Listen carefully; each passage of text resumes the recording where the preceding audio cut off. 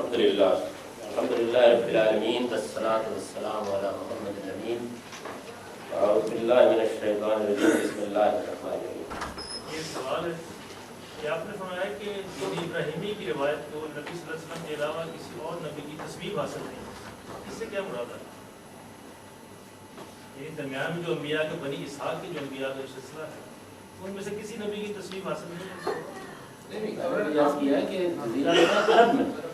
جزیرہ نما عرب کے لوگوں میں کوئی پیغمبر مبعوث نہیں ہوا سیدنا اسماعیل کے بعد، وہ تو خیر اسی دور کے حضرت ابراہیم و اسماعیل دونوں نے ابتدا کی ہے، ان کے بعد بنی اسماعیل میں یا جزیرہ نما عرب کے لوگوں میں کوئی پیغمبر مبعوث نہیں ہوا، تو وہاں کے لوگوں کو حضرت اسحاق کی اولاد کے پیغمبروں کی تصویر کا تو علم ہی نہیں ہوا، اور ہوا بھی تو انہوں نے اسے باہر کی ایک چیز سمجھا، ان کے ہاں تو کوئی پیغمبر مبعوث نہیں ہوا، تو وہ جیسی کچھ بھی روایت تھی وہ چلی آ رہی تھی۔ یہ ایک اور سوال ہے، ہمارے یہاں کچھ سنتیں تو آپ نے بتائی ہیں، نماز کی سنتیں ہیں، اور دوسرا آپ نے سنت کے خاص انداز بتایا ہے، تیسرا ہمارے یہ بتایا جاتا ہے کہ نماز کے اندر بھی بہت ساری سنتیں ہیں اور اس میں بھی اتنی باریکی ہوتی ہے، یعنی کہ ہاتھ انگلیاں یہاں رکھنی ہیں، ہاتھ یہاں تک اٹھانے ہیں، شلوار نیچی کرنی ہے، وہ کون سی سنتیں؟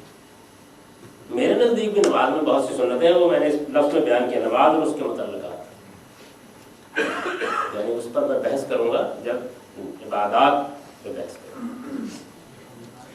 اصل میں جب یہاں لوگ سنت کی فہرست پڑھتے ہیں تو ان کے ذہن میں یہی یہ سوال پیدا ہوتا ہے کہ چونکہ یہ چیز ان کے لیے اجنبی ہے کہ اس طرح سنت متعین کر کے سامنے رکھ دی جائے، تو وہ اس کے بارے میں بہت سے سوالات کر دیتے ہیں۔ ذرا حالانکہ میں نے یہ عرض کیا ہے کہ یہاں اس کے بیان کرنے کا مقصد اس فنی بحث کو مکمل کر رہا ہے کہ سنت کیا ہے، یہ بات کہ وہ کیسے متعین ہوتی ہے، یہ آگے پورا باب ہے۔ یہ آگے آپ دیکھیں نا عنوان مبادی تدبر قرآن، اس کے بعد ایک عنوان آئے گا مبادی تدبر سنت، اس میں یہ بحث ہوگی، اس میں انشاءاللہ ان سب سوالوں کا آپ کو جواب مل جائے گا۔ لیکن چونکہ وہ آپ نے سوال کر دیا تو یہ دو سوال میرے پاس لکھے ہوئے بھی آئے ہیں، ان کے بارے میں میں یہی عرض کر دیتا ہوں۔ یہ میں اس کو پورا نہیں پڑھ رہا، اس کی وجہ یہ ہے کہ وقت اس میں کافی لگ جائے گا۔ مدعا یہ کہتے ہیں کہ تورات اور انجیل کے بارے میں جو اہمیت بیان ہوئی، تو کیا قرآن کے نازل ہونے کے بعد بھی یہ چیز ہوگی جبکہ ان میں بہت سی تبدیلیاں ہو چکی ہیں؟ تو کیا قرآن مجید نے یا اللہ تعالیٰ کے پیغمبر نے اس بارے میں متوجہ کیا ہے؟ قرآن میں جگہ جگہ سے قرآن میں حوالے ہیں، قرآن میں ان کے حوالوں کی بنیاد پر اتمام حجت ہے، تو ایسا نہیں ہے کہ قرآن مجید ان کی نفی کرتا ہے، نہیں، ان میں کچھ تغیرات کے بارے میں متنبع کرتا ہے، بس اس سے زیادہ کچھ نہیں۔ یہ ہمارے ہاں بالکل غلط تصور ہو گیا، اور جو تورات و انجیل میں اللہ تعالیٰ کی ہدایت موجود ہے اس سے ہم محروم ہیں۔ انجیل کے کچھ حصے میں نے آپ کو پڑھ کے سنایا تھا، آپ پوری پڑھیں، یعنی آدمی وجد میں آ جاتا ہے۔ دین کی اور ایمان کی حقیقت جس شان کے ساتھ سیدنا مسیح بیان کرتے ہیں اس کا کوئی جواب نہیں، اور چونکہ وہ ایک مسلمان قوم کی اصلاح کر رہے ہیں، یعنی ان کا معاملہ بالکل وہی ہے جو ہمارا اس وقت معاملہ ہے، اس لیے بہت ہمارے مطابق حال ہے، بلکہ معلوم ہوتا ہے کہ صرف ناموں کا فرق ہے۔ فریسی فقیہ جنہوں نے یروشلم کے معبد کو، جس کو وہ کہتے ہیں کہ میرے باپ کے گھر کو تم نے چوروں کا بڑھ بنا رکھا ہے، بالکل یہی صورتحال ہے۔ اور تورات کو آپ پڑھیے تو اس میں شریعت کی حقیقت معلوم ہوتی ہے، شریعت کی پوری روایت کے بارے میں اطمینان ہوتا ہے کہ یہ کتنی قدیم روایت ہے اور کیسے چلی آ رہی ہے، اور توحید کا بیان خاص طور پر بہت کرتا ہے۔ تورات توحید کو اس طرح بیان کرتی ہے کہ اس میں کوئی شبہ باقی نہیں ہے۔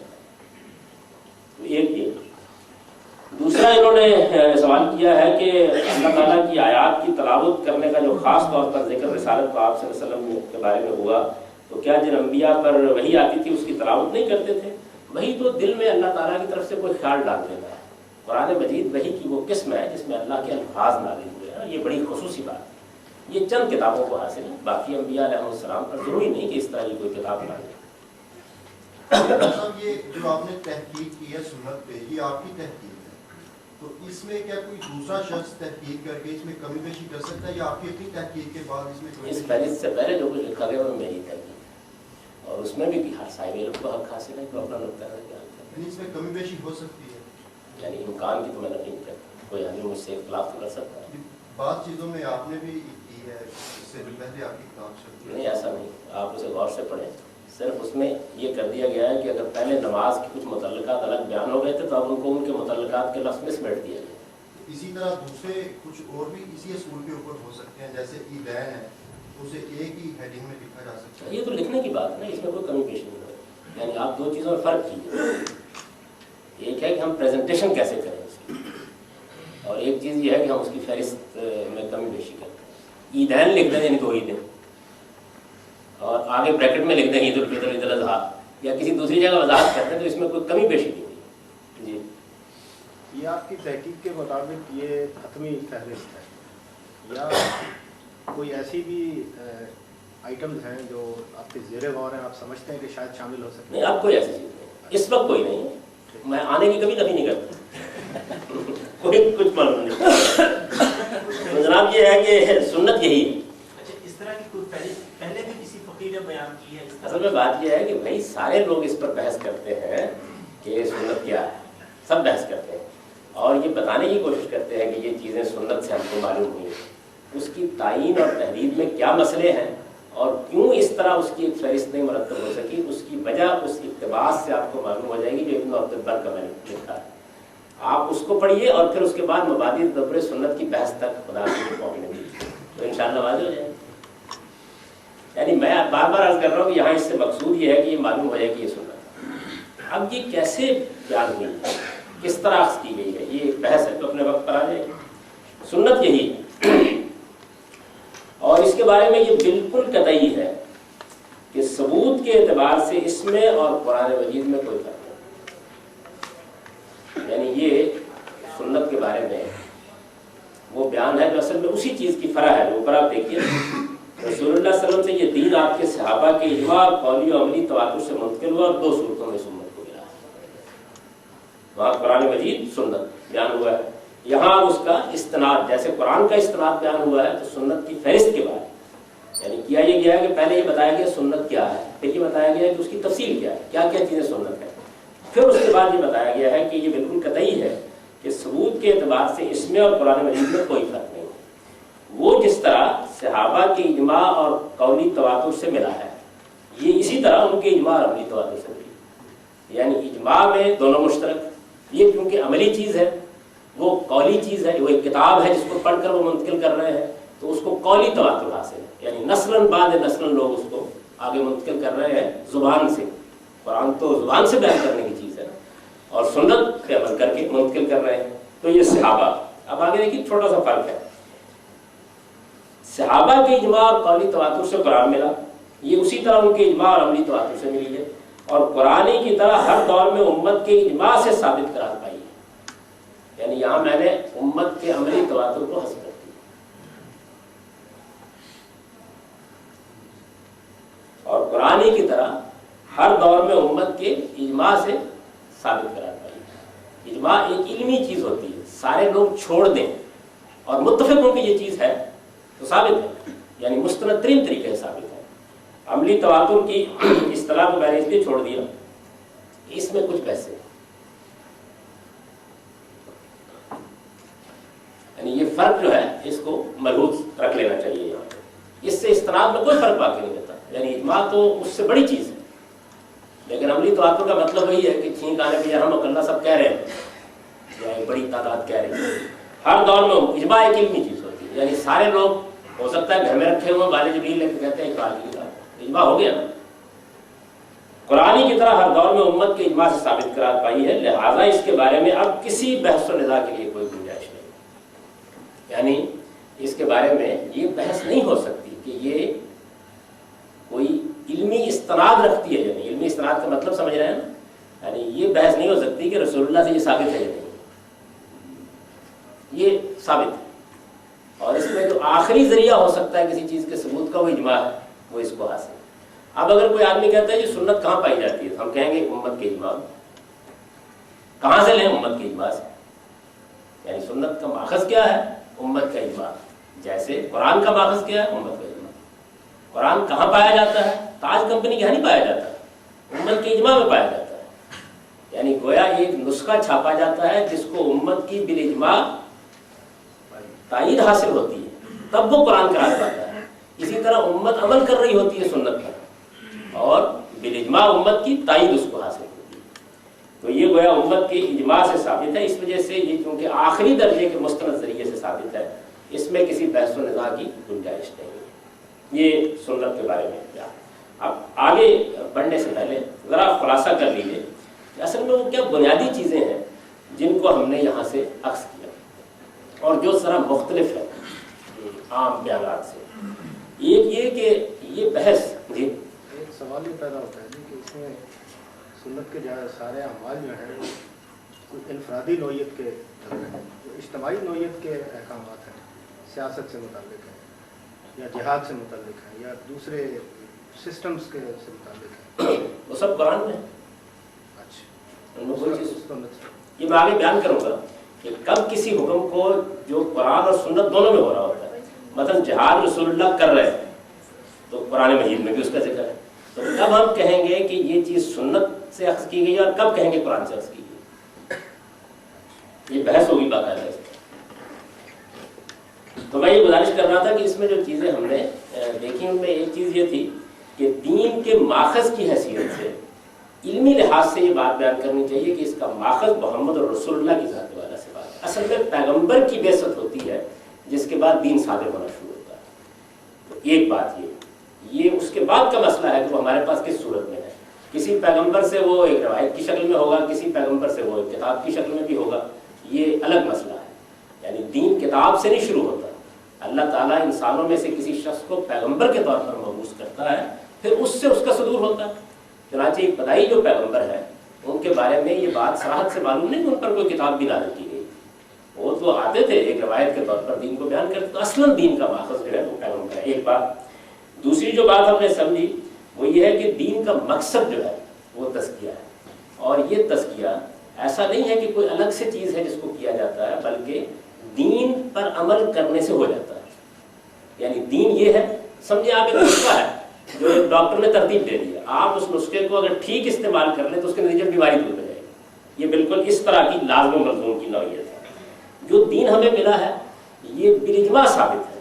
یعنی ہمارے دین کے بارے میں یہ بحث ہم سے کوئی شخص نہ ماننے والا کر سکتا ہے کہ تم جس دین کی بات کر رہے ہو یہ خدا کا دین ہے یا نہیں. یہ بحث ہو سکتی ہے، لیکن یہ کہ محمد رسول اللہ نے اسے خدا کے دین کی حیثیت سے پیش کیا ہے، یہ چیز تاریخی طور پر آخری درجے میں ثابت. یعنی اس سے کوئی شخص اختلاف نہیں کر سکتا کا مطلب یہ نہیں کوئی مسلمان اختلاف نہیں کر سکتا. یعنی کوئی علمی ذہن رکھنے والا آدمی اختلاف نہیں کر سکتا. یعنی اگر وہ اختلاف کرے گا، اور یہ حیثیت صرف اس وقت دنیا کے تمام ادیان میں ہمارے دین کو حاصل ہے. یعنی یہ حیثیت کسی اور دین کو حاصل ہے. استناد صحیح اور غلط ہونا زیر بحث نہیں. استناد مطلب یہ ہے کہ پہلے آپ یہ ثابت کریں نا کہ یہ بات سیدنا مسیح علیہ السلام سے ثابت ہے، تو اس لحاظ سے یہ سارا اجماع پر مبنی ہے. یعنی یہ پورے اتفاق کے ساتھ منتخب ہوا ہے. اور یہ حیثیت جس طرح قرآن کو حاصل ہے بہن ہی اس طرح سنت کو حاصل ہے. اس میں بھی بات چیزیں ایسی ہیں جس میں لوگوں نے اختلاف کیا ہے. مثلا بعض لوگ 3 نمازیں پڑھتے ہیں، 2 سے انکار کرتے ہیں. جی وہ کوئی اختلاف نہیں کرتے. وہ در حقیقت قرآن کی انٹرپریشن میں اختلاف کر رہے ہیں. انہوں نے کبھی یہ دعویٰ نہیں کیا کہ رسالت مآب صلی اللہ علیہ وسلم سے ان 3 نمازوں کے بجائے 5 نمازوں کا ثبوت مشتبہ ہے. نہیں دعویٰ کیا. عیدین کے بارے میں یہ ہے کہ بعض 3 عیدیں منا رہے ہیں، ایک عید میلاد. ہاں منائیں گے لوگ. یہ تو وہ ان کی بحث کا ماخذ دیکھا جائے گا. اگر کوئی آدمی یہ بحث کرتا ہے ہمارے ساتھ کہ رسالت مآب صلی اللہ علیہ وسلم سے 5 نمازیں جو ہیں یہ امت کے اجماع اور تواتر میں نہیں ہیں، تو یہ بحث کا موضوع ہے. ایک آدمی اس بحث کو ایک طرف رکھ دیتا ہے اور کہتے ہیں میں قرآن سے دین عرض کر رہا ہوں، میں تو نماز پڑھتا ہوں. یہ بحث ہو سکتی ہے. اس کا کیا کر لیں گے آپ؟ مثلا ایک آدمی یہ کہتا ہے کہ قرآن مجید سے میں دین عرض کروں گا. پہلے وہ یہ مقدمہ قائم کرتا ہے کہ جی میں تو آپ کی امت کو جانتا ہی صرف سے، میں تو قرآن مجید اللہ کی کتاب ہے اس سے دین عرض کروں گا. اب وہ نکال کے کھولتا ہے اور کہتا ہے کہ صلاۃ کا مطلب ہے اجتماعی نظام قائم کرنا. اس کے ساتھ کیا کر سکتا ہے؟ نہیں کر سکتا. یہ چیز تو ہمیشہ رہے گی. اس کے ساتھ چل تو سکتے ہیں جی جس چیز کا اتفاق ہوگا وہ چلتا رہے گا. اصل میں دیکھیے علمی لحاظ سے یہ دیکھا جاتا ہے کہ آدمی دعویٰ کیا کر رہا ہے. کیا وہ اس بات کو چیلنج کر رہا ہے کہ اس کو اجماع اور تواتر حاصل نہیں؟ ایسا نہیں. ایسی کبھی جسارت نہیں کی جسارت. یہ زیر بحث نہیں. وہ تو بلکہ دیکھیے بھائی میں نام نہیں لینا پسند کرتا، جن لوگوں نے یہ بات کی وہ یہ کہتے ہیں یہ ٹھیک ہے، یہ ایسے ہی ہیں 5 نمازیں اسی طرح بالاجماع آئی ہیں. لیکن یہ اصل میں نبی صلی اللہ علیہ وسلم نے کوئی یہ نہیں کہا تھا کہ ضروری پڑھتے رہنا. اسی طریقے سے ایک طریقہ تھا جاری رکھیں گے، پھر ہمارا مرکز ملت اس میں تبدیلی کریں گے۔ اور قرآن میں اس کے یہ معنی پائے جاتے ہیں۔ یہ مفہوم کی بحث ہے، استناد کی بحث ہی نہیں۔ استناد کی بحث اگر کبھی کوئی چھیڑے گا تو تب دیکھیں گے اس کو۔ وہ تو ایک آدمی دیکھیے قرآن مجید میں ایک چیز صریح لفظوں میں لکھی ہوئی ہے آپ کے میرے نزدیک، اس کی بحث کر کے کہتا ہے میرے نزدیک تو مطلب یہ ہے، اس کے مطلب کو قرآن کی بنیاد پر ہم دیکھیں گے کیا کہتا ہے کیا ہے۔ اس لیے اس کی فکر نہیں کرنی چاہیے، اس سے اس صورتحال پر کوئی اثر واقع نہیں۔ تو یہ آپ کے علم میں آ گیا کہ دین میرے نزدیک سارا کا سارا بالاجماع ثابت ہے، یعنی ہم دین کے استناد کے بارے میں کسی دوسرے درجے کی چیز پر نہیں کھڑے، بالاجماع ثابت ہے، اور اس میں بحث نہیں ہو سکتی۔ بحث نہیں ہو سکتی کا مطلب کیا ہوتا ہے؟ اس کا یہ مطلب یہ ہوتا ہے کہ کوئی احمق بحث نہیں کر سکتا، اس کا مطلب ہوتا ہے کوئی عاقل بحث نہیں کر سکتا۔ اس کے معنی یہ ہمیشہ بحث کرنے کو تو بھائی آدمی اسی پہ چاہے بحث کر لے، بحث و نزاع کی گنجائش نہیں ہے۔ مطلب یہ ہے کہ دنیا میں جو مسلمہ چیزیں، یہ تو ایسے ہی ہے نا کہ مثال کے طور پر ایک صاحب نے کتاب لکھی، وہ یہ کہتے ہیں کہ جنگ جمل جو ہے نہیں ہوئی، آپ نے بڑے لوگوں میں سے، مگر جنگ جمل نہیں ہوئی۔ اب آدمی پوچھتا بھی کیوں نہیں ہوئی، یعنی وجہ کیا ہے؟ یہ واقعہ ہے۔ یہ تو ہو سکتا ہے کہ جنگ جمل کی تفصیلات کے بارے میں اختلاف ہو جائے، جنگ جمل کا واقع ہونا تو بالاجماع ثابت ہے، تفصیلات اخبار احاد ہوتی ہیں، تو جنگ جمل نہیں ہوئی۔ وہ کہتے ہیں کہ قرآن مجید میں صحابہ کی یہ صفت بیان ہوئی ہے کہ لڑ نہیں سکتے آپ سے،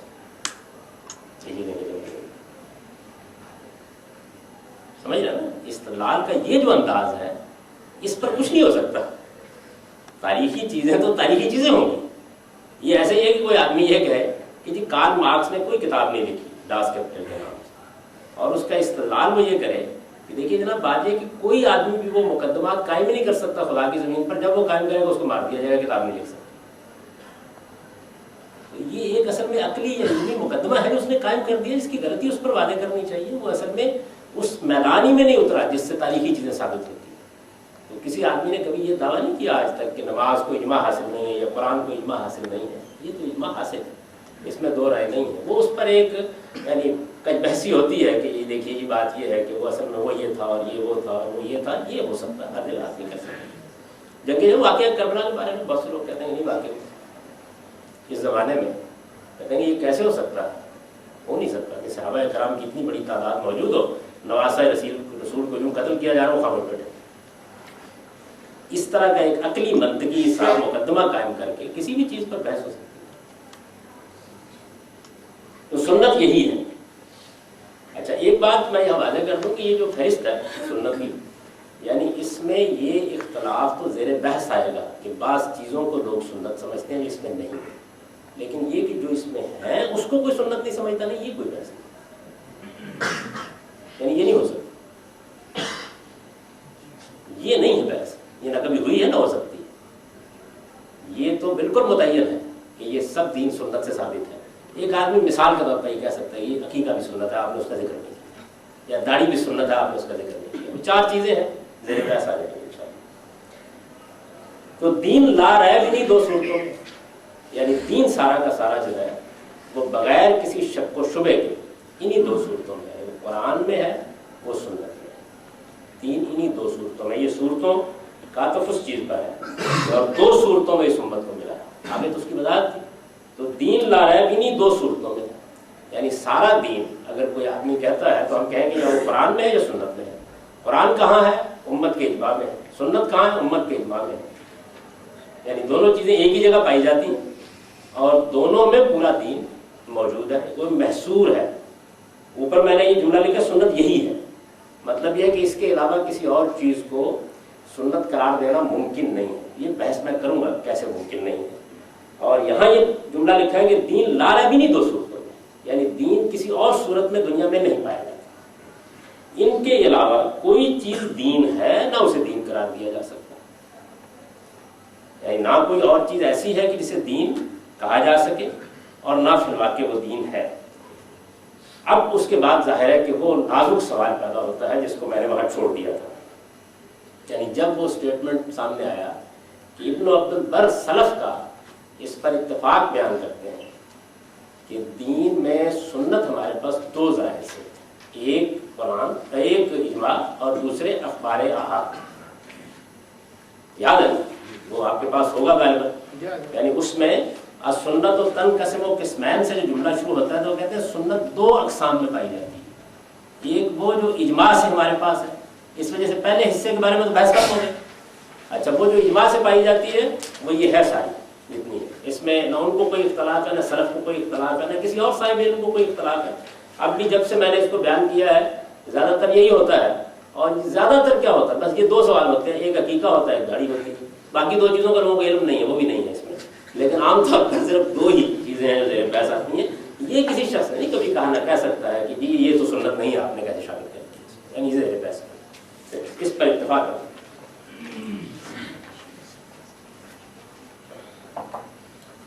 تو یہ سوال پیدا ہوتا ہے اس کے بعد کہ سنت کا ایک حصہ اخبار احاد سے بھی ملتا ہے، یہ کہا نا ابن عبد البر نے، یعنی جس جگہ سے میں اختلاف کر رہا ہوں اس میں نے اس کی طرف اشارہ کر دیا تھا کہ ہمارے اسلاف یہ کہتے ہیں کہ سنت کا ایک حصہ اجماع سے ملا ہے اور اس کا ایک حصہ ایسا بھی ہے جو اخبار احاد سے ملا ہے ہم کو۔ اب ظاہر ہے کہ اس پہ پھر بات کرنی چاہیے نا کہ وہ اخبار احاد والا حصہ جو ہے اس کو کیوں میں نہیں شامل کر رہا، تو یہ اگلا جملہ اس سوال کے جواب سے شروع ہوتا ہے۔ دین لا ریبینی دو صورتوں میں ہے، ان کے علاوہ کوئی چیز دین ہے نہ اسے دین قرار دیا جا سکتا ہے۔ رسول اللہ صلی اللہ علیہ وسلم کے قول و فعل اور تقریر و تصویر کے اخبار احاد جنہیں بالعموم حدیث کہا جاتا ہے، یہ چونکہ ایک فنی کتاب ہے تو اس لیے اس میں اسی طرح کے جملے ہوں گے۔ رسول اللہ صلی اللہ علیہ وسلم کے قول و فعل، قول یعنی جو بات آپ نے کہہ کر کہی، فعل جو آپ نے کی اور لوگوں نے اس کو روایت کر دیا، تقریر و تصویر، تقریر کا مطلب ہے برقرار رکھنا، یعنی میرے سامنے بیٹھے ہوئے آپ میں سے کسی شخص نے ایک دینی کام کیا اور میں نے اس کو نہیں روکا، تو یہ کیا ہے، میں نے اس کو برقرار رکھا ہے۔ دیکھیے یہاں نہ قول ہوا ہے، میں نے کچھ نہیں کہا، نہ فعل ہوا ہے، دونوں نہیں ہوئے، لیکن میرے سامنے ایک دینی کام کیا گیا، میں نے اسے برقرار رکھا ہے، تو اس کو ہمارے ہاں فنی اصطلاح میں کہتے ہیں تقریر۔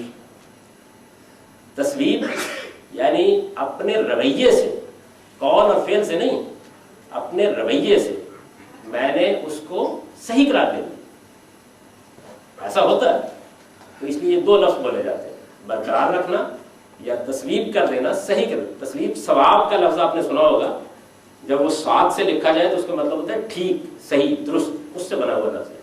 تقریر برقرار رکھنا، یہ اردو والی تقریر نہیں ہے۔ عربی زبان میں تقریر ہے، یہ لفظ تقریر یہ دو معنی میں عام استعمال ہوتا ہے، ایک بیان کرنے کے معنی میں استعمال ہوتا ہے اور ایک برقرار رکھنے کے معنی میں۔ تو وہ بیان کرنے کے معنی میں ہم بولتے ہیں اردو میں، لیکن تقریر اس اصطلاحی مفہوم میں ہماری اردو میں عام مستعمل نہیں ہے، علمی زبان میں استعمال ہوتا ہے۔ تقریر برقرار رکھنا اور تصویر اس کو درست قرار دینا، اس کو ٹھیک قرار دینا۔ تو رسول اللہ صلی اللہ علیہ وسلم کے قول و فعل اور تقریر و تصویر کے اخبار احاد، یعنی معلوم ہوا کہ نبی صلی اللہ علیہ وسلم کے قول کے بھی اخبار احاد ہیں، فعل کے بھی اخبار احاد ہیں اور تقریر و تصویر کے بھی اخبار احاد ہیں۔ اخبار احاد یعنی وہ اطلاعات، وہ خبریں جو ایک ایک دو لوگوں سے منتقل ہوئی۔ ہو سکتا ہے آپ کو یہاں لفظ کے تھوڑا اجنبی لگ رہا ہو، اردو کا قاعدہ یہ ہے کہ جب عربی طریقے کی جمع بنائی جائے تو اس کے لیے مذکر صیغے استعمال کیے جاتے ہیں۔ مثلا اگر یہ کہنا ہو کہ ہمارے ملک کے روایات یہ ہیں تو صحیح اردو یہ ہے، یا اس چیز کے شرائط یہ ہیں۔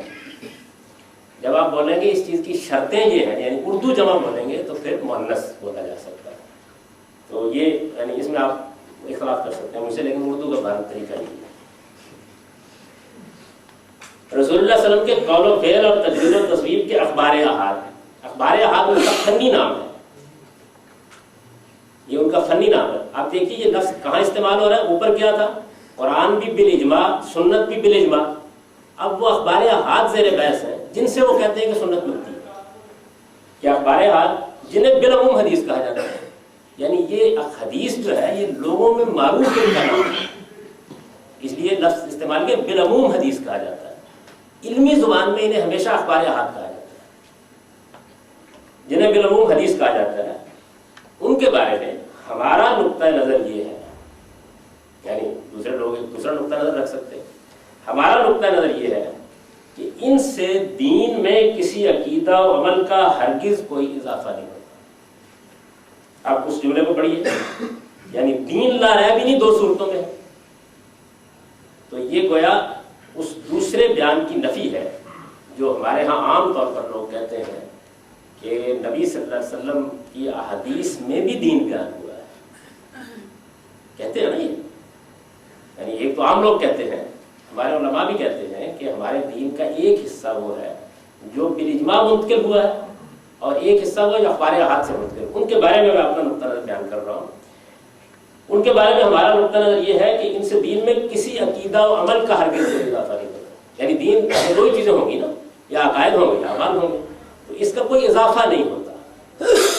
اچھا، اب ظاہر ہے کہ یہ سوال پیدا ہوتا ہے کہ یہ تو اضافہ نہیں ہوتا تو دین کے بارے میں تو بہت سی باتیں حدیثوں میں بیان ہوئی ہیں، تو اگلا جملہ اس کو بیان کرتا ہے، دین سے متعلق جو چیزیں ان میں آئی ہیں نا بہت سی چیزیں، آپ حدیث کی کوئی کتاب کھولتے ہیں تو بے شمار میں بھی پڑھاتا ہوں، دین سے متعلق جو چیزیں ان میں آئی ہیں یعنی اخبار احاد میں آئی ہیں، وہ در حقیقت قرآن و سنت میں محصور اسی دین کی تفہیم و تبیین اور اس پر عمل کے لیے نبی صلی اللہ علیہ وسلم کے اسوہ حسنہ کا بیان ہے۔ یعنی جو کچھ بھی اخبار احاد میں ہے وہ کیا ہے؟ قرآن و سنت میں محصور کا لفظ یہ بتاتا ہے کہ دین لا رہے بھی نہیں دو صورتوں میں ہے، دین قرآن و سنت میں محصور ہے، دین کو قرآن و سنت کے کلے میں بند کر دیا گیا ہے، اس کا حصر کر دیا گیا ہے۔ حصر کا مطلب ہوتا ہے کسی چیز کو اس کے اندر بند کر دینا، لے آنا، تو قرآن و سنت میں محصور اسی دین کی، یعنی وہ دین جو دو صورتوں میں ہمارے پاس ہے، کیا ہے حدیثوں میں؟ ایک چیز ہے تفہیم و تبیین، رسالت مآب صلی اللہ علیہ وسلم سے قرآن و سنت میں جو دین محصور ہے اس کے بارے میں کوئی شخص کوئی سوال پوچھتا ہے تو آپ اس کو سمجھا دیتے ہیں۔ یعنی مثال کے طور پر قرآن ہمارے پاس دین کی کتاب ہے، تو کسی نے، میں مثال دے رہا ہوں، قرآن کی کسی آیت کے بارے میں کوئی سوال پوچھ لیا، حضور نے خود محسوس کیا کہ قرآن کی بات سمجھنے میں کوئی غلطی ہو سکتی ہے، تو آپ نے اس کو واضح کر دیا، تو یہ کیا ہوا؟ اس میں کوئی اضافہ ہو گیا؟ یعنی میں آپ کے سامنے قرآن کا درس دے رہا ہوں تو ایک قرآن مجید کی 5 آیات پر 1 گھنٹے کی تقریر کر رہا ہوں، میری اس 1 گھنٹے کی تقریر میں دین ہی بیان ہو رہا ہے، لیکن وہ کیا ہے؟ یعنی اس میں کیا قرآن میں کوئی اضافہ کر رہا ہوں یا کوئی کمی کر رہا ہوں؟ میں اس کی تفہیم کر رہا ہوں، تفہیم سمجھانا اور تبیین وضاحت کرنا، یعنی یا تو وہ کوئی سمجھانے کا عمل ہو رہا ہے یا وضاحت کا۔ دوسری چیز کیا ہوتی ہے؟ اس پہ ایک سوال پیدا ہوتا ہے، یہ بات لگتی تو صحیح ہے، لیکن یہ کہ ہمارے ہاں جو علماء کی بہت بڑی تعداد ہے وہ یہاں تک کہتی ہے کہ احادیث قرآن کی آیات کو منسوخ تک کر سکتی ہیں اور قرآن اور احادیث ایک الگ اینٹی کی طور پر مانی جاتی ہیں، اور اس کو بیان کرنے والے ہزارہ علماء ہیں۔ آخر کن بنیادوں پر یہ ساری باتیں کہتے ہیں؟ واضح ہو جائے گا، بس صبر سے کام لیجیے، ان میں سے ایک چیز زیر بحث آئی۔ تو وہ در حقیقت قرآن و سنت میں محصور اسی دین کی تفہیم و تبیین ہے۔ ایک یعنی ان میں کیا ہوتا ہے حدیث میں کہ رسالت مآب صلی اللہ علیہ وسلم نے کسی بات کو سمجھا دیا، کسی بات کو واضح کر دیا، کسی سوال کا جواب دیتے ہوئے اس کی تشریح کر دی۔ ایک دوسرے یہ کہ رسالت مآب صلی اللہ علیہ وسلم جو دین ہمیں بتانے آئے ہیں اس پر عمل کریں گے نا، اور ظاہر ہے کہ بہترین طریقے پر عمل کریں گے، تو جب آپ عمل کریں گے تو ایک بہترین نمونہ دین پر عمل کا سامنے آئے گا۔ اس بہترین نمونے کے الفاظ اسوہ حسنہ، بہترین نمونہ، اسوہ نمونہ اور حسنہ بہترین اچھا۔ تو رسالت مآب صلی اللہ علیہ وسلم جب عمل کریں گے دین پر، مثلا آپ نماز پڑھیں گے، وہی نماز جو سنت میں ہے، وہی نماز جو قرآن میں ہے وہ پڑھیں گے، جب آپ پڑھیں گے اس کو تو اس نماز کو کس خشوع و خضوع سے پڑھنا چاہیے، کس اہتمام سے پڑھنا چاہیے، اس کا ایک نمونہ سامنے آئے گا۔ ایک چیز یہ ہے کہ سنت میں نماز کی 5 باتیں بیان ہوئی ہیں اور حضور نے عمل کرتے ہوئے 6ٹی کا اضافہ کر دیا، نہیں ایسا کچھ نہیں ہوتا، اسی نماز کو آپ پڑھ رہے ہیں۔ تو آپ یہ جانتے ہیں نا کہ ایک نماز کو पढ़ते हुए आदमी की एक कैफियत होती है, अंदाज होता है, यानी उसमें कोई इजाफा नहीं हो रहा होता, वो चीज़ जो है वो एक बेहतरीन नमूना बन जाती है हमारे लिए। यानी पैगंबर का रोज़ा रखना, पैगंबर का नमाज पढ़ना, पैगंबर का कुर्बानी करना, दीन वही है, उस पर वो अमल करते हैं, तो इससे बेहतरीन नमूना हमारे सामने आता है। इस बेहतरीन नमूने को देखने वाले सहाबा इकराम बयान कर देते हैं। तो ना तफहीम में कोई इजाफा हुआ, ऐसा तो नहीं होगा ना, यानी अगर इजाफा है तो फिर उसको तफहीम कहा नहीं जा सकता। न तबीन में कोई इजाफा हुआ और ना जब अमल करते हुए बेहतरीन नमूना पेश किया गया तो इसमें कोई इजाफा हो सकता।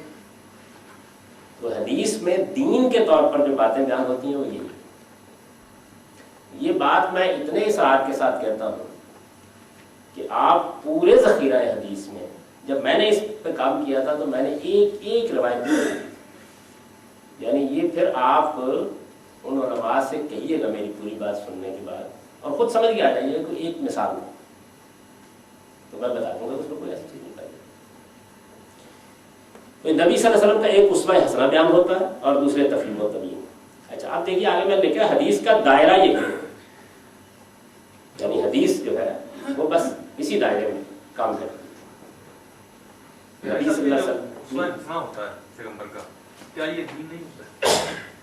नहीं होता है, लेकिन उसमें इजाफा नहीं होता ना, जो दीन है उसी पर अमल कर रहे हैं।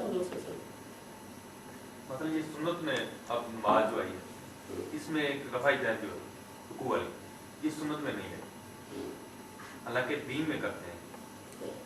तो ये मैंने चार चीजें हैं, उनमें एक रफ़ाई जाए भी है, तीसरी आपने दरियाफ्त कर ली है। टीका और दाढ़ी तो बहुत आम है, उस पर बहस होती रहती है, इस पर भी बहस करें और ये इतना वाज़ेह हो जाएगा कि रफ़ाई दाल आपकी समझ में आ जाएगा। बल्कि आप जब मैंने हदीस थे उसको इतना समझ में नहीं आया था आपकी इतना बात है। जी किसी चीज़ में तजस्सुस बरकरार रहना चाहिए। ये तो फिर आप नहीं, ये भी छोड़ देंगे जी, ये छोड़ देंगे, आपका मतलब समझ आएंगे। क्या छोड़ देंगे? रफा ज्यादा है, ये छोड़ देंगे। नहीं तो मुझे छुड़वाने से दिलचस्पी तो कुछ भी नहीं है, मैं तो आपसे आज तक कुछ नहीं छुड़वा सकता, नहीं कसम खा सकता हूँ। 30 साल के ताल्लुक में हदीस का दायरा यही है, यानी हदीस क्या करेगी, या वो दीन की तफहीम बयान करेगी या तबीन करेगी, या हुजूर के दीन पर अमल का जो नमूना आपने पेश किया उसको देखने वाले बयान कर रहे हो, बस ये हो हदीस का दायरा यही है। चुनांचे दीन की हैसियत से, लेकिन फिर दीन की हैसियत से, चुनांचे दीन की हैसियत से इस दायरे से बाहर की कोई चीज़ ना हदीस हो सकती है और ना महज हदीस की बुनियाद पर उसे कबूल किया जा सकता है, ना महज हदीस की बुनियाद पर उसे कबूल किया जा सकता है। इस स्टेटमेंट को मैं वाज़ेह करूंगा मबादी तदब्बुर हदीस में, जब उस बहस में हम पहुंचेंगे। तो ये जनाब उस इस्तदराक को आप समझ लीजिए, यानी वहाँ जब मैंने इसको नहीं शामिल किया तो इसलिए शामिल नहीं किया कि इसके ज़रिए से दीन में किसी एक हुक्म का भी इजाफा नहीं होता और दीन में जो कुछ है उसमें ये किसी एक हुक्म में भी तरमीम नहीं करती। अच्छा ये मैं ये नहीं कह रहा कि वो करेगी तो मैं नहीं मानूंगा, मैं ये कहता हूँ नहीं करती, यानी जब ये ज़ेरे बहस आएगी तो मैं आपसे कहूँगा कि लाइए मैं बहस करके आपको बता देता हूँ कि नहीं करती। यानी इसमें जो इख्तलाफात हैं उनका बायस क्या है, उनका बायस मैंने इसको आगे बयान किया एक लफ्ज़ में, उसका बायस है किल्लत तदब्बुर। जानते इसका मतलब क्या है?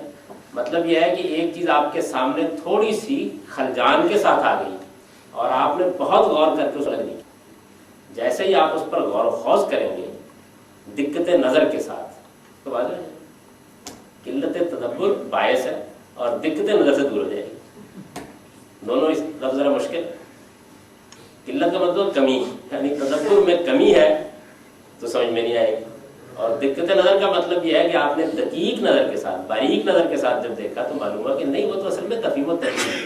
ये आगे बहुत सी इसकी मिसालें ज़ेरे बहस आई। अच्छा अब आपने देखा ना इतने सवाल किए, आपने ये कहा कि ये कैसे, वो कैसे, ये कैसे, उसका जवाब मैंने आखिरी पहले और 3 सत्रों में दिया है। कुरान मजीद, सुन्नत और हदीस, ये तीनों महल्ले तदब्बुर है। यानी कुरान मजीद में जो दीन बयान हुआ है तो भाई ये कह देने के बाद कि बिल-इज्मा साबित है, वो कुरान साबित हो गया ना, दीन तो ज़ेरे बहस आ सकता है, गौर करना पड़ेगा ना उस पर।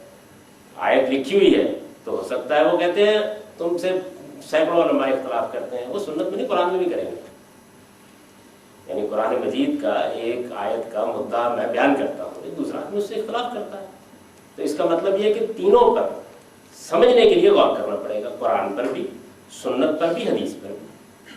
قرآن پر غور کرنا پڑے گا کہ وہ کیا کہنا چاہتا ہے، سنت پر غور کرنا پڑے گا کہ وہ جس انبار میں پڑی ہوئی ہے اس کو الگ کیسے کریں.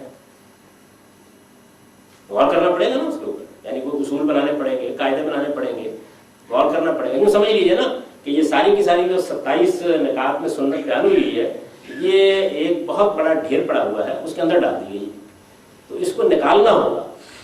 تو نکالنے کے لیے آپ کو غور و خوض کرنا پڑے گا، محنت کرنی پڑے گی. یہ کیا ہے؟ تدبر قرآن کی اصطلاح میں. تو قرآن مجید، سنت، اچھا حدیث کے بارے میں یہ بات کہ یہ تفہیم و تبیین ہے، اس سے زائد کچھ نہیں ہے. یعنی یہ بحث ہو جائے گی نا کسی جگہ، ایک آدمی کہے گا اس سے تو نیا حکم ثابت ہو رہا ہے، تو اب آپ کو بحث کرنی پڑے گی. تو یہ بحث جب آپ کریں گے تو یہ کیا ہے؟ تدبر. تو قرآن مجید، سنت اور حدیث تینوں محل تدبر، یعنی تینوں تدبر کی جگہ ہے. ایسا نہیں ہے کہ جیسے ہی آپ کے سامنے پیش کر دی جائیں گے سمجھ میں آ جائیں گے. قرآن پر بھی غور کرنا پڑے گا، حدیث پر بھی غور کرنا پڑے گا. لہذا ان کے بارے میں، یعنی تینوں کے بارے میں صحیح نقطۂ نظر پر قائم رہنے کے لیے، صحیح نقطۂ نظر پر قائم رہنے کے لیے جو چیزیں ہمارے نزدیک ہر صاحب علم کے پیش نظر رہنی چاہیے، صاحب علم کے، یعنی جو آدمی علمی طریقے سے مطالعہ کرنا چاہتا ہے اس کے سامنے رہنی چاہیے، وہ ایک ترتیب کے ساتھ ہم یہاں بیان کریں. یعنی وہ اب اصول یا مبادی مبدا کی جمع ہے، وہ جس سے کوئی چیز پھوٹتی ہے، جو اس کا بیس ہوتا ہے. تو تدبر قرآن کے کیا مبادی، یعنی قرآن پر غور کرنا چاہیں ایک عالم کی حیثیت سے، دین کے ایک اچھے طالب علم کی حیثیت سے، تو کیا چیزیں ہیں جن کو بنیادی طور پر سامنے رکھنا چاہیے. یہ ایسے ہی ہے، یعنی یہ قرآن کے ساتھ خاص نہیں ہے، دنیا کی کسی کتاب کے بارے میں بھی جب اس کتاب پر برسوں کام کرنے والا کوئی آدمی آپ کو اس سے متعارف کرائے گا تو وہ یہ کہے گا کہ یہ کتاب جو ہے اس کو پڑھتے وقت آپ ان چیزوں کا لحاظ رکھیے گا. مثلا وہ بتائے گا کہ آپ اگر مثنوی مولانا روم کو پڑھنا چاہتے ہیں تو یہ 5 باتیں ہیں جن کا آپ کو لحاظ رکھنا چاہیے، ورنہ مثنوی کی بعض باتیں آپ کی سمجھ میں نہیں آتی. تو یہ ایک مدد ہوتی ہے جو ایک طالب علم کو حاصل ہو جاتی ہے. وہ جو اس نے 5 باتیں ڈرائیو کی ہیں ممکن ہے ایک دوسرا آدمی اس سے اختلاف کرے، لیکن بہرحال وہ اپنے علم و مطالعے کی روشنی میں آپ کو کچھ چیزوں میں رہنمائی دیتا ہے کہ آپ یہ کیجیے. تو یہ ہے وہ چیزیں جن کو ہم بیان کریں گے. اب ظاہر ہے کہ اس میں پہلے قرآن ہے، پھر سنت ہے، پھر حدیث ہے. تو یہ جو اس کتاب کا مقدمہ کہیے ہے اصول و مبادی کے نام سے، اس میں آپ مبادی تدبر قرآن سے ایسا ہے، یعنی قرآن مجید پر غور کرنے، قرآن مجید سے دین اخذ کرنے، قرآن کا مدعا سمجھنے کے لیے وہ کیا چیزیں ہیں جن کو آدمی کو پیش نظر رکھنا چاہیے، کیا چیزیں جن کو پیش نظر رکھنا چاہیے. یہ بات بہت اچھی طرح سمجھنی چاہیے. اچھا، میں یہاں پر ایک چھوٹی سی بات کی وضاحت کر دوں. کتنا وقت ہے؟ تقریباً 10 منٹ. 10 منٹ. ایک چھوٹی سی بات کی وضاحت کر دوں، اور وہ یہ ہے کہ عام طور پر جب ایک ہمارے مدرسہ فکر سے واقف آدمی اس کو پڑھے گا تو یہ محسوس کرے گا کہ مولانا امین حسن اصلاحی میرے استاذ ہیں، ان کی 2 کتابیں اس موضوع پر ہیں. ایک ان کی کتاب ہے مبادی تدبر قرآن کے نام سے، یہ ان کی بڑی ابتدائی کتابوں میں سے ہے اور بہت بے نظیر کتاب ہے، پڑھنے کی چیز ہے. اچھا، پھر انہوں نے اس کے بعد اپنی تفسیر کا مقدمہ لکھا. یہ ایک ضخیم مقدمہ ہے، جیسے اس کتاب کا ایک مفصل مقدمہ ہے، اسی طرح قرآن کا مقدمہ لکھا ہے. اس میں انہوں نے اپنی اس مبادی تدبر قرآن کتاب کو گویا زیادہ پریسائز طریقے سے پیش کر دیا. اس میں انہوں نے تفسیر کے اپنے اصول بیان کیے، یعنی کچھ چیزیں کی ہیں جس میں بیان کیا ہے کہ تفسیر کے کچھ داخلی وسائل ہیں اور کچھ خارجی وسائل ہیں، ان کو بیان کیا. تو اس کے تقابل میں جب آدمی دیکھے گا تو وہ محسوس کرے گا کہ جو چیزیں وہاں ہیں ان کو بالکل نہیں لیا گیا، بلکہ اس سے بالکل مختلف طریقے سے یہ ساری بحث کرتی ہے، یہ وہ محسوس کرے گا. تو اس میں ظاہر ہے کہ اگر آپ محسوس نہیں کریں گے تو بحث کرنے کی ضرورت نہیں، کریں گے تو میں اس کا فرق واضح کروں گا. اور اس میں صرف چند موٹی موٹی باتیں جو ہیں ان کی طرف اشارہ کر دیتا ہوں. اس وقت میں اس پہ بحث نہیں کر رہا، وقت بھی ختم ہونے والا ہے. مثلا وہ کہتے ہیں قرآن کی تفسیر میں ایک اصول یہ ہے کہ اس میں قرآن کی زبان کو بنیاد بنایا جائے گا. دوسری چیز یہ ہے کہ اس میں اس کے نظم کو، اور تیسری چیز یہ ہے کہ قرآن کے نظائر دیکھے جائیں، یعنی مختلف مقامات پر اسی بات کو قرآن مجید نے کیسے بیان کیا. تو یہ ایک طریقہ ہے اسی بات کو بیان کرنے کا، لیکن میں اس سے اتفاق نہیں کر سکتا. مثلا میرے خیال کے مطابق دنیا میں جو کتاب بھی ہوگی اس کو قرآن زیر بحث ہے. یہ قرآن پر تدبر کے بارے میں کوئی نئی چیز نہیں ہے. البتہ یہ ایک نئی چیز ہے کہ اگر کوئی آدمی یہ کہتا ہے کہ قرآن کی زبان جو اس وقت عربی ہے اس سے مختلف ہے، تو اب یہ ایک مسئلہ ہے جس پہ لوگوں کو متنبع کرنا چاہیے. یعنی زبان محض نہیں بلکہ قرآن کی زبان کا عربی زبان کی رائج صورتوں سے اختلاف ایک مسئلہ بن سکتا ہے. اگر قرآن مجید اسی عربی میں ہے جو آج بولی جا رہی ہے اور اس میں کوئی مسئلہ نہیں ہے تو پھر یہ کوئی اصول نہیں ہے. دنیا میں ہر کتاب کی ایک زبان ہوتی ہے. اسی طرح سے نظم یہ ان کے ہاں اس لیے اس اہتمام سے بیان ہو جاتا ہے کہ اس زمانے میں لوگ اس کو مانتے نہیں تھے، ورنہ ہر کتاب میں نظم ہوتا ہے. یعنی کتاب کا مطلب یہ ہے کہ اس کو باقاعدہ مرتب کیا گیا ہے، اس کا ایک نظم ہے. نظائر یعنی قرآن کو مختلف مقامات پر دیکھنا چاہیے. تنہا یہ ایک چیز ہے کہ جو ہے قابل غور، اس کی وجہ یہ ہے کہ قرآن مجید اپنی نوعیت کے لحاظ سے ایسی کتاب ہے کہ وہ ایک ہی مدعا کو مختلف اسالیب سے بیان کرتی ہے. تو اس وجہ سے یہ ٹھیک ہے بات، اس کو میں نے بھی لیا ہے، لیکن اس ترتیب سے باقی دونوں چیزوں کو نہیں. ایک دوسرے اسلوب میں یہ سب چیزیں زیر بحث آئیں گی، لیکن اس اصول پر میں نے اس کو نہیں کیا. تو یہ میں نے آپ کے سامنے کم و بیش 8 گھنٹوں میں یہ 2 صفحے پڑھے اور رفتار اتنی ہے پڑھنے کی.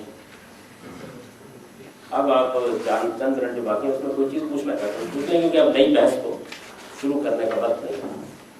آخری پیراگراف بھی آپ نے پڑھا تھا، اس میں لکھا ہے قرآن سنت اور حدیث یہ تینوں محلے تدبر ہے. قرآن اور حدیث جو ہے یہ بیسکلی ٹیکسٹ ہیں، الفاظ کا مجموعہ ہے. ان کا جو محلے تدبر ہونا ہی سمجھ میں آتا ہے کہ آپ اس سے کچھ ریڈیوس کر رہے ہیں. سنت کا جو محلے تدبر ہونا ہے وہ تو شاید اس پہلو سے ہے نا، استخراج سنت جو ہے، سنت کو ریڈیوس کرنا یہ محلے تدبر ہے، نہ کہ خود سنت. تدبر تو کسی بھی پہلو سے کسی چیز پہ کیا جا سکتا ہے. یعنی اصل میں بقیہ جو دونوں چیزیں ہیں وہاں کیونکہ ٹیکسٹ موجود ہے، تو آپ کنٹینٹ پہ کریں گے، یہاں پہ ڈرائیو کرنے میں کریں گے. ظاہر بات ہے. ایک چیز ایک انبار میں پڑی ہوئی اسے نکالنا ہے، اس میں کئی مسئلے ہیں. یعنی اس کا وہ اس کے اندر بات کیا بیان ہوئی زیر بحث آ جائے گی، اس کو نکالتے ہی زیر بحث آ جائے گی. جب تک مثلا میں اگر یہ اصول بیان کروں گا کہ اس کو دین ہونا چاہیے تو اس کا ٹیکس زیر بحث آ گیا. یعنی اس میں جو چیز بیان ہوئی ہے، ایک آدمی یہ کہتا ہے کہ رات کے وقت سوتے ہوئے بتی بجھا کے سونا سننا بیان کرتے ہیں لوگ. یعنی یہ جو لفظ ہے جو سنت سے معلوم ہوتا ہے نا کہ کیونکہ عمل کی ایک چیز ہے، آپ عمل کو پلیس کرتے ہیں دین میں کہ کس جگہ پہ، تو بیسیکلی اس کو ڈرائیو کرنا محل تدبر ہے، نہ کہ سنت بذات خود محل تدبر. نہیں، اس کو اصل میں بذات خود نہیں لکھا ہوا ہے. یعنی کیونکہ آپ باقی 2 کیٹیگری کے ساتھ پلیس کر رہے ہیں، وہاں پہ کنٹینٹ ہے. یہ تو طے ہو جائے گا نا بعد میں کس کو کس چیز سے تدبر کرنا ہے. یعنی یہ تو آگے کی تفصیل ہے. تدبر کے محل تدبر ہونے میں تو کوئی شبہ نہیں ہے، غور کرنا پڑے گا. محل تدبر کا مطلب ہے غور کرنا پڑے گا. ان کے ذہن میں سوال یہ ہے کہ وہ باقی چونکہ ٹیکس سے ہیں اور یہ عمل سے تعلق رکھتا ہے، تو عمل تو واضح نظر آ رہا ہوتا ہے ایک تواتر سے، نہیں یہ عملی تواتر سے منتقل ہو رہا ہے، اس پہ کیا تدبر کریں؟ اس کی وجہ ہے کہ عمل سے بیان ہو رہا ہوتا ہے، کتابوں میں لکھا ہوا ہوتا ہے، حدیثوں میں بیان ہوا ہے. یہ سارے انبار میں گلا ہوا ہوتا ہے. گل مل گئی ہے ملت، تو اس کو نکالنا پڑتا ہے نا اس میں سے. اس میں اصل میں ہر چیز زیر بحث آئی. یعنی ایک حدیث کے اندر بیان ہونے والی بات کو بیان کر رہے ہیں لوگ اور کہہ رہے ہیں سنت، ٹیکس زیر بحث آئے گا. اس میں عملاً اس کی ایک تعبیر بیان ہوئی ہے، اس کا مفہوم زیر بحث آئے گا. یعنی یہ سب کچھ زیر بحث آئے گا. تدبر کا لفظ جو ہے وہ یہ بالکل تقاضا نہیں کرتا. یہاں جو لفظ استعمال کیا گیا یہ تینوں محل تدبر ہے. یہ بھی لکھا کہ ان پر تدبر کرنا، ان میں تدبر کرنا. محل تدبر کی جگہ ہے، غور و خوض کی جگہ ہے. تو غور و خوض آپ ان کی ڈرائیو کرنے میں کریں گے، غور و خوض ان کو سمجھنے میں کریں گے، غور و خوض ان کی تعین میں کریں گے. یعنی جو لفظ استعمال کیا گیا ہے اس لفظ میں کوئی مسئلہ نہیں ہے. تینوں محل تدبر ہے. محل تدبر کرنے کی جگہ ہے. یعنی ان تینوں پر غور کرنا پڑے گا. بس تدبر کا کچھ مطلب نہیں ہوتا. تدبر کا لفظ کسی ٹیکسٹ پر غور کرنے کے لیے خاص نہیں ہے. اللہ کی آیات میں تدبر کرنے کے لیے قرآن کہتا ہے. یعنی وہ جو آسمان و زمین میں بکھری ہوئی تو وہ غور کیا جائے گا. یعنی اس کی تعین میں اس کے 1000 پہلو ہو سکتے ہیں. تو تدبر کا لفظ نہ کسی ٹیکسٹ کے ساتھ خاص ہے، نہ یہ ضروری ہے کہ تدبر صرف ٹیکسٹ ہی میں ہوتا ہے. تدبر کا مطلب ہے غور کرنا. تدبر عربی زبان کا لفظ ہے جس کا مطلب ہے کسی چیز کو الٹ پلٹ کے دیکھنا. ویسے تو تدبر بہت اچھی چیز ہے اور ضروری بھی، لیکن کیا میزان کو سمجھنے کے لیے کچھ زیادہ تدبر کی ضرورت پیش نہیں آتی؟ نہیں، آپ نے غلطی کی ہے.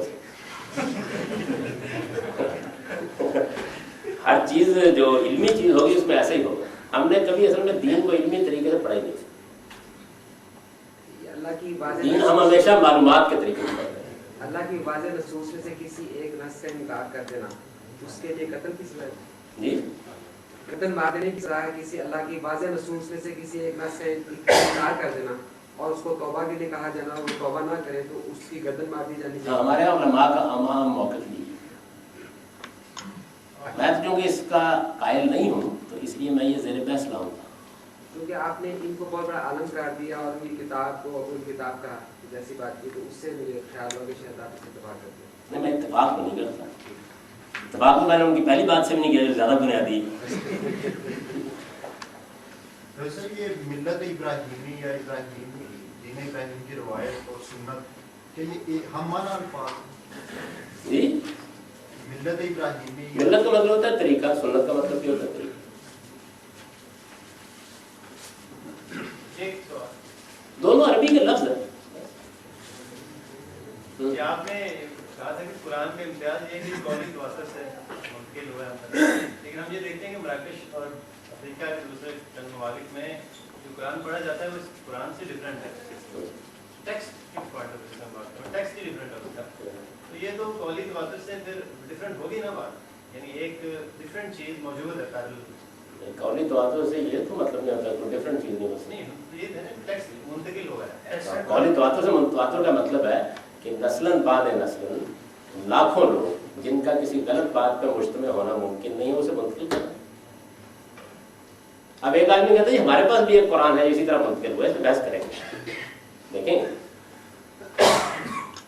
یہ بحث بھی آئے گی. ابن عبد البر کے بارے سے کہا ہے کہ آپ کو ایک اختلاف کرنا ہے، یعنی دوسرے نقطے میں کہ سنت اخبار احاد سے جو پہلا ان سے نہیں بلکہ انہوں نے جو موقف بیان کیا یہ اصل میں ریپرزینٹ کرتا ہے ہمارے تمام اہل علم کا موقف. یہ میں نے واضح کر دیا تھا کہ ابن عبد البر کا کوئی تنہا موقف نہیں ہے، یہ اصل میں تمام ہمارے سلف کا موقف ہے، تمام اہل علم کا موقف. اجماع میں وہ صرف عمل تو نہیں دیتے، وہ تو نبی صلی اللہ علیہ وسلم کا قول بھی لے لیتے ہیں، آپ تو قول نہیں دیتے.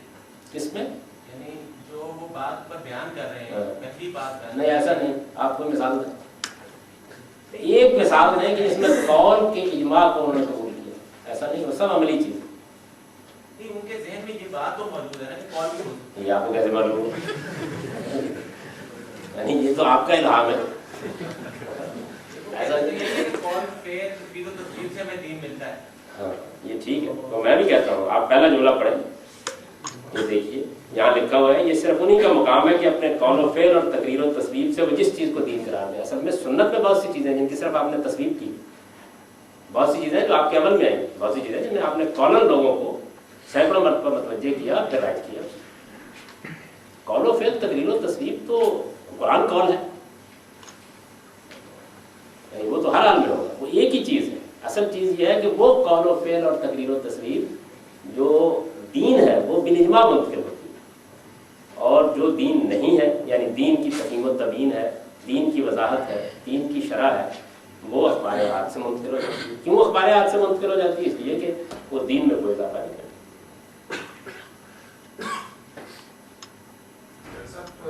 سنت میں تصویب کا کیا مطلب؟ اس کا سنت میں تصویب کیا مطلب؟ انہوں نے عمل یعنی نہیں کیا. دین ابراہیمی کی ایک روایت پہلے سے چلی آ رہی تھی، حضور صلی اللہ علیہ وسلم نے اس کو برقرار رکھا.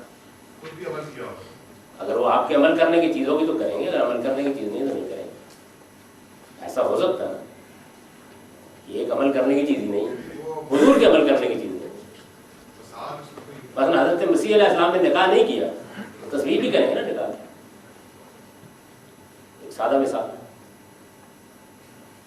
حضرت مسیح علیہ السلام کے زمانے میں لوگ دینی حیثیت سے نکاح کر رہے ہیں تو انہوں نے تصویر کر دی، اس کی خود نہیں.